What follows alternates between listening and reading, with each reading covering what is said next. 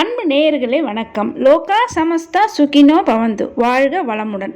இன்னைக்கு இந்த பதிவில் நம்ம எதை பற்றி பார்க்க போகிறோம்னா, ரொம்பவே பயனுள்ள நிறைய பேருக்கு இன்றைய காலகட்டத்தில், அதாவது திருமணம் விரைவில் நடக்கலை, ஏதாவது ஒரு காரணத்துக்காக திருமணம் தள்ளிக்கொண்டே போகுது அப்படின்னு சொல்கிறவங்களுக்கும், அதாவது நிறைய பேர் என்ன சொல்கிறாங்கன்னா, எவ்வளோ பரிகாரம், எத்தனையோ ஜாதகம், ஜோசியம் எல்லாரையும் பார்த்துட்டோம், நிறைய பணம்லாம் செலவு பண்ணிட்டோம், எல்லா பரிகாரத்தையும் பல ஆயிரம் பல லட்சங்கள்லாம் செலவு பண்ணியும் பண்ணியிருக்கோம், ஆனால் எதுவுமே இன்னும் நடக்கவே இல்லை. ஏதாவது ஒரு காரணத்துக்காக அந்த திருமணம் அப்படின்றது ஆண் பெண் 2 பேருக்குமே தள்ளிக்கொண்டே போகுது அப்படின்னு சொல்கிறவங்களுக்கு 100க்கு 100% ஒரு முழு தீர்வை தரக்கூடியதாக தான் இந்த பதிவு இருக்கும். இதை பயன்படுத்தி பலர் பலனடைந்துள்ளனர். அதனால தான் இந்த பதிவை நான் உங்களுக்கு இன்றைய தினம் தருவதற்கான காரணமே அதுதான். பதிவை முழுவதுமாக பாருங்கள். ஸ்கிப் செய்யாமல் பார்க்கும்போது தான் இந்த பதிவில் சொல்லியிருக்கக்கூடிய அனைத்து விஷயங்களும் உங்களுக்கு புரிய வரும். இந்த பதிவை பார்த்துட்டு நீங்கள் இதை செய்யறதுக்கு உங்களுக்கு காசோ பணமோ நிச்சயமாக எதுவுமே தேவையில்லை. முழு நம்பிக்கையுடன் இன்றைய நாளில் நீங்கள் இதை செஞ்சீங்கன்னா நிச்சயமாக விரைவிலேயே நல்லபடியாக நல்ல வரன் அமைந்து ஆண் பெண் இருவருக்குமே அவர்களுடைய மனம் போல் மன வாழ்க்கை என்பது அந்த இறைவனுடைய திருவருளினால் நிச்சயமாக நல்லபடியான திருமண வாழ்க்கை என்பது வெகு விரைவில் அமையும். திருமணம் தள்ளி கொண்டே போகிறதுக்கும் திருமண தடை ஏற்படுறதுக்கு பலர் பல காரணங்களை சொல்லுவாங்க. பல ஜோசியர் பல ஜாதகர் செவ்வாய் தோஷம், அந்த தோஷம், இந்த தோஷம்னு ஏகப்பட்ட காரணங்களை சொல்லி இந்த பரிகாரம் அந்த பரிகாரம்னு சொல்லிட்டு உங்களுக்கு பணமும் அதில் உங்களுடைய மன வருத்தப்பட்டதும் தான் மிச்சமாக இருக்கும். ஏன்னா பலர் இதை தான் சொல்லி நிறைய பேர் புலம்புறாங்க. இது எல்லாத்துக்குமே ஒரு முற்றுப்புள்ளி வைக்கக்கூடிய ஒரு முழுமையான நிரந்தர தீர்வு தரக்கூடியது தான் இந்த பதிவு. அதனால் நீங்கள் யாருமே இனிமேல்ட்டு திருமண தடைக்கான காரணத்தையோ, அதாவது ஜாதகத்தில் இந்த தோஷம் அந்த தோஷம் இருக்குது அப்படின்றது சொல்கிறத நினச்சி யாரும் எந்தவித வருத்தப்படாமல் இந்த பதிவில் நான் சொல்லக்கூடிய அந்த எளிய விஷயத்தை நீங்கள் கடைபிடிச்சிங்கனாலே நிச்சயமாக உங்கள் வாழ்க்கையில் நல்ல சந்தோஷம், நிம்மதி, நல்ல மன வாழ்க்கை என்பது உங்களுடைய மனம் போல் மன வாழ்க்கை மிக முக்கியமாக அது நிச்சயமாக நடக்கும். இன்றைய தினம் தேய்பிறை சதுர்தசி திதி, அதாவது மாத சிவராத்திரி.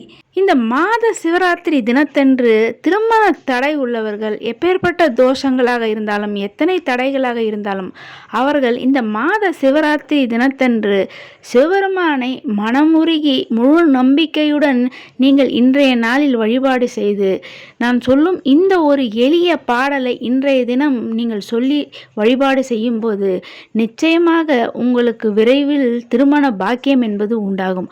மனம் போல் உங்களுடைய மன வாழ்க்கை என்பது நிச்சயம் அமையும். இந்த எளிய பாடல் தானே, இதற்கு என்ன அவ்வளவு சக்தி என்று நீங்கள் அவ்வளவு எளிமையாக இதை பற்றி நினைத்துவிடக்கூடாது. ஏனென்றால் இதை பயன்படுத்தி பலர் பலனடைந்துள்ளனர்.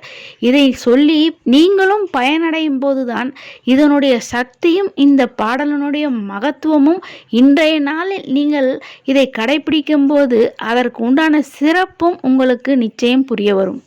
சிவபெருமானுக்காக இன்றைய தினம் விரதம் இருந்து கண் விழித்து இன்று நாள் முழுவதும் சிவமந்திரங்களை சொல்லி சிவபெருமானுக்கு 4 ஜாமங்களும் பூஜை செய்து வழிபாடு செய்ய சிவபெருமானுடைய பரிபூர்ண அருள் என்பது நிச்சயம் கிடைக்கும்.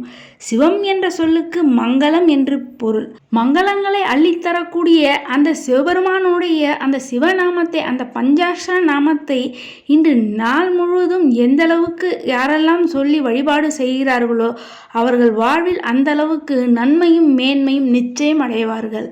ஒவ்வொரு மாதமும் வருகின்ற மாத சிவராத்திரி அன்றைய தினம் சிவபெருமானை நினைத்து விரதமிருந்து வழிபாடு செய்பவர்களுக்கு நிச்சயம் அவர்கள் நினைத்த காரியம் என்பது கைகூடும். மேலும் அவர்களுக்கு வாழ்க்கையில் உள்ள தடைகள், தோஷங்கள், பாவங்கள் அனைத்தும் நீங்கி சிவபெருமானுடைய பரிபூர்ண அருள் என்பது நிச்சயம் கிடைக்கும்.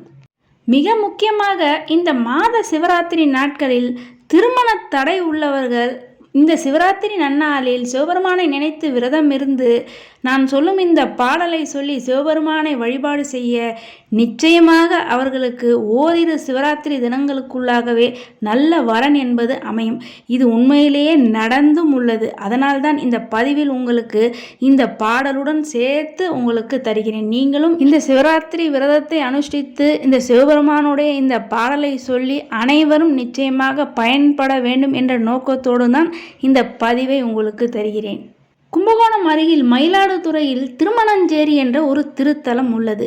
இந்த திருத்தல இறைவன் கல்யாண சுந்தரேஸ்வரர். அந்த திருத்தலத்தினுடைய அம்பாள் கோகிலாம்பாள். அந்த கல்யாண சுந்தரேஸ்வரர் அந்த பெயரானது வடமொழி பெயர். அந்த கல்யாண சுந்தரேஸ்வரருக்கு உண்டான தமிழ் பெயர் என்னவென்றால் மணவாள நாயகர். அதேபோல் கோகிலாம்பாளுக்கு யாழ்மொழி அம்மை என்று பெயர். இந்த திருத்தலத்தில் கல்யாண சுந்தரேஸ்வரர் யாழ்மொழி அம்மையுடன் திருமண கோலத்தில் பக்தர்களுக்கு காட்சியளித்து அருள்பாலிக்கிறார். வெகு நாட்களாயும் திருமணம் நடக்கவில்லை, திருமண தடை உள்ளது, அதாவது தோஷங்கள் உள்ளது, எந்த பரிகாரம் செய்தும் எதுவுமே எங்களுக்கு நிறைவேறவில்லை என்று இருப்பவர்கள் ஒருமுறை இந்த திருமணஞ்சேரி திருத்தலத்திற்கு சென்று, அதுவும் இந்த சிவராத்திரி நாட்களில் அங்கு நடைபெறும் ஈசனுக்கு நடைபெறும் அபிஷேக ஆராதனைகளை எல்லாம் நீங்கள் கண்குளிர கண்டு தரிசனம் செய்து நான் சொல்லும் இந்த பாடலை மனமுருகி அந்த திருத்தலத்திலேயே ஒருமுறை இறைவனை நினைந்து நீங்கள் சொல்லி பிறகு தினமும் நீங்கள் உங்கள் வீட்டில் மாலையில் அந்த பிரதோஷ வேளையில் மன நம்பிக்கையுடன் மன உறுதியுடன் தினமும் யாரெல்லாம் இந்த பாடலை சொல்லி வழிபாடு செய்கிறார்களோ நிச்சயமாக 1 அல்லது 2 சிவராத்திரி தினங்களுக்குள்ளாகவே அவர்களுக்கு நல்ல வரன், அதாவது மனம் போல் அவர்களுக்கு வரன் அமைந்து விரைவிலேயே நல்ல மன வாழ்க்கை என்பது நடைபெறும். இது நிச்சயமாக உண்மையிலேயே நடந்த சம்பவம். இதை பயன்படுத்தி பலர் பலனடைந்துள்ளார்கள். அதனால்தான் நானும் உங்களுக்கு இந்த பதிவினில் இதை பற்றி சொல்கிறேன்.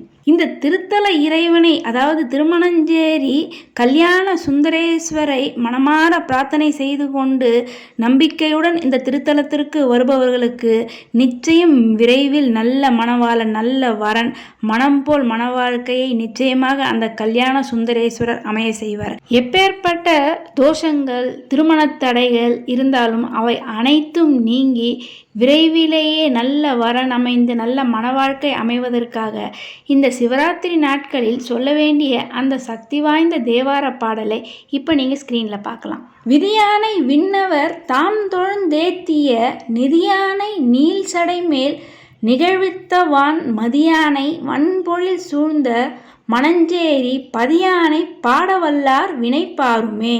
இந்த பாடலினுடைய கடைசி வரிகளிலேயே வினைப்பாருமே வினைப்பாருமே என்றால் வினைகள் எல்லாம் மாறும், அனைத்து கஷ்டங்கள் தோஷங்கள் தடைகள் அனைத்தும் நீங்கும் என்பதுதான் பொருள். இந்த சக்தி வாய்ந்த பாடலை இந்த சிவராத்திரி நாட்களில் யாரெல்லாம் சொல்லி சிவபெருமானை வழிபாடு செய்கிறார்களோ நிச்சயமாக அவர்களுக்கு அனைத்து வித தடைகளும் தோஷங்களும் விலகி விரைவில் மனம் போல் மன வாழ்க்கை என்பது நிச்சயம் தானாகவே அமையும். திருமண தடைகள் உள்ள ஆண் பெண் இருவருமே இந்த சிவராத்திரி விரதத்தினை கடைபிடித்து சிவபெருமானுக்கு உரிய இந்த சக்தி வாய்ந்த தேவார பாடலை சொல்லி நீங்கள் நிச்சயம் நம்பிக்கையுடன் பிரார்த்தனை செய்து சிவபெருமானை வழிபாடு செய்ய நிச்சயம் அனைத்து வித தடைகளும் நீங்கி அனைத்து வித கிரகதோஷங்களும் நீங்கி விரைவில் சிறப்பான நல்ல மன வாழ்க்கை என்பது அமையும். திருமணஞ்சேரிக்கு அனைவராலும் இந்த சிவராத்திரி நாட்களில் செல்ல முடியவில்லை என்பவர்கள் நீங்கள் உங்கள் இல்லங்களில் இருந்தே அந்த திருமணஞ்சேரி கல்யாண சுந்தரேஸ்வரரையும் கோகிலாம்பாளையும் மனதார நினைத்து சிவராத்திரிக்கு உண்டான விரத முறைகளை நீங்கள் அனுஷ்டித்து அந்த சிவராத்திரி அன்றைய தினம் இரவு கண்விழித்து சிவபெருமானுக்குரிய இந்த பாடலை நம்பிக்கையுடன் யாரெல்லாம் பாடி இந்த மாத சிவராத்திரி நாளில் சிவபெருமானை யாரெல்லாம் வழிபாடு செய்கிறார்களோ நிச்சயமாக அவர்களுக்கு வெகு விரைவில் நல்ல மன வாழ்க்கை என்பது அமையும். மாத சிவராத்திரி விரதத்தை கடைபிடிப்போர் முதல் நாளில் இருந்தே, அதாவது முதல் நாள் ஒரு பொழுது மட்டும் உணவு உண்டு சிவராத்திரி முழுவதும் உபவாசம் இருந்து அன்று நாள் முழுவதும் சிவசிந்தனையுடன் கண்விழித்து அன்று நாள் முழுவதும் சிவநாமத்தை தொடர்ந்து ஜெபித்து கொண்டு 4 ஜாமங்களும் சிவ வழிபாடு செய்து மறுநாள் காலையில் நீராடி சிவபெருமானை தரிசனம் செய்து அடியார்களுக்கு சிவனடியார்களுக்கு உணவு அளித்து அதன் பிறகு இந்த மாத சிவராத்திரி விரதத்தை நிறைவு செய்தல் வேண்டும். அன்பு நேயர்களே, இந்த எளிய வழிபாட்டு முறை எந்த பணமும் பரிகாரமும் செலவு இல்லாமல் மாதம் மாதம் வரக்கூடிய இந்த சிவராத்திரி தினத்தை பயன்படுத்தி அன்றைய நாளில் சிவபெருமானை நோக்கி விரதம் அனுஷ்டித்து இந்த பாடலை சொல்லி பக்தி சிரத்தையுடன் நம்பிக்கையுடன் யாரெல்லாம் சொல்கிறார்களோ நிச்சயமாக அவர்களுக்கு விரைவில் நல்ல மன வாழ்க்கை என்பது அமையும். சிவராத்திரி தினத்தில் நீங்கள் இந்த பாடலை சிவபெருமானை நோக்கி சொல்ல ஆரம்பித்து ஒரு தீபம் மற்றும் ஆலயங்களுக்கு செல்ல முடியவில்லை என்றாலும் உங்கள் இல்லங்களில் இருந்தே ஒரு தீபத்தை ஏற்றி வைத்து சிவபெருமானை மனதார நினைத்து பக்தி சிரத்தையுடன் இந்த பாடலை சிவராத்திரி அன்றைய தினம் சொல்ல ஆரம்பித்து தினமும் மாலையில் சொல்லி தொடர்ந்து சொல்லிக்கொண்டே இருக்கும்போது நிச்சயமாக 100% 1-2 சிவராத்திரிக்குள்ளாகவே நல்ல மன வாழ்க்கை என்பது நிச்சயமாக அமையும். நம்பிக்கையுடன் செய்து பாருங்கள், நல்ல பலன் என்பது இருக்கும். அன்பு நேயர்களே, பயனுள்ள இந்த பதிவை மற்றவர்களும் கேட்டு பயனடையும் வகையில் அனைவருக்கும் இந்த பதிவினை ஷேர் செய்து சப்ஸ்கிரைப் செய்து தொடர்ந்து இணைந்து ஆதரவு தரும்படி அன்புடன் கேட்டுக்கொள்கிறேன். நன்றி.